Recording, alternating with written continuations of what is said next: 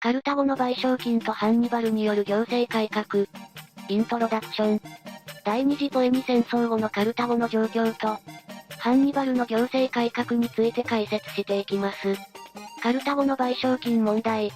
第二次ポエニ戦争でカルタゴが負けた後、ローマにすっごい賠償金を払わされたって本当なのだ。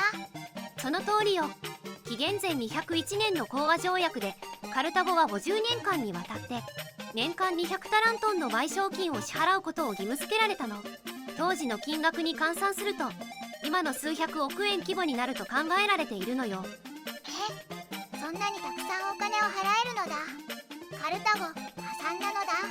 確かに深刻な財政危機に陥る可能性があったの。でもここでハンニバルの行政手腕が光るのよ。ハンニバルの政治家としての一面。ハンニバルって戦争で有名な将軍さんなのだ。政治のことなんてできるのだ。実はハンニバルは紀元前196年にカルタゴの最高執政官スペテスに選出されたの。軍事的な才能だけじゃなくて優れた政治家としての一面も持っていたのよ。でもみんなハンニバルのことを信用してくれたのだ。戦争で敗れはしたけどカルタゴ市民からの信頼は厚かったの。むしろこの危機的状況を打開できる人物として期待されていたのよ。ハンニバルの行政改革。じゃあハンニバルはどんな改革をしたのだ。主に3つの大事な改革を行ったの。まず汚職の撲滅よ。特に税金の徴収システムを見直して横領や無駄遣いを防いだのよ。なるほど。次に貿易の活性化を図ったの。カルタゴはもともと商業都市として栄えていたからその強みを生かしたの。それから最後に行政機構の効率化を進めたのよ。すごいのだ。結果はどうだったのだ。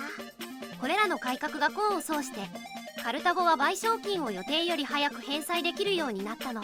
さらに財政も健全化して都市としての繁栄を取り戻すことができたのよ。改革の影響と歴史的意義。ハンニバルってすごい人なのだな。でもなんでこの話はあまり有名じゃないのだ。そうね。ハンニバルといえばアルプス越えや軍事的な功績が注目されがちね。でも実は彼の行政改革は古代都市の再建における大切な成功例として今でも研究されているのよ。戦争だけじゃなくて平和な時代の立て直しもできる人なのだな。まとめ。ハンニバルは軍事的な天才としてだけでなく、優れた行政官としても重要な功績を残しました。彼の改革により、カルタゴは深刻な財政危機を乗り越え、都市としての繁栄を取り戻すことができました。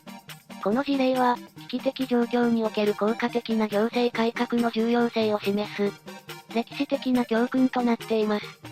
今日の動画はここまで。最後まで見てくれてありがとうございました。